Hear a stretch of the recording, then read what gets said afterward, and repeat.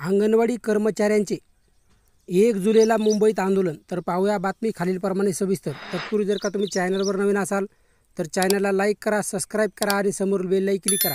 नंतर तुम्हाला असेच नवनवीन व्हिडिओ पाहायला मिळतील. तर पाहूया बातमी सविस्तर.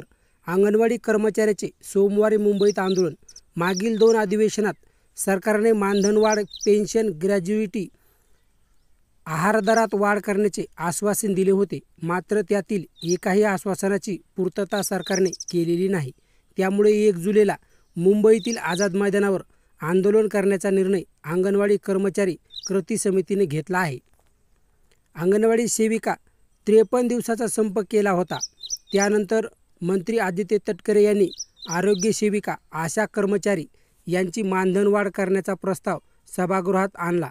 त्यावेळी अंगणवाडी कर्मचारी यांचा मानधनवाढ करण्याचा प्रस्ताव आणून मान्य करून घेणार असे लेखी आश्वासन देऊन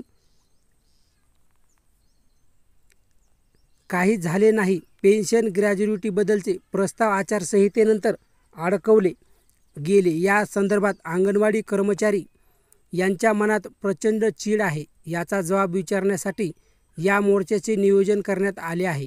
त्यामुळे 1 जुलैला 11 वाजता छत्री घेऊन आझाद मैदानावर मोठ्या संख्येने जमावे असे आवाहन कृती समितीतर्फे कमल परुळेकर, शालिनी तारकर, रोहिणी लाड, संज्योती शिंदे, किशोरी पारकर आणि सरिका हळदळकर यांनी केले आहे.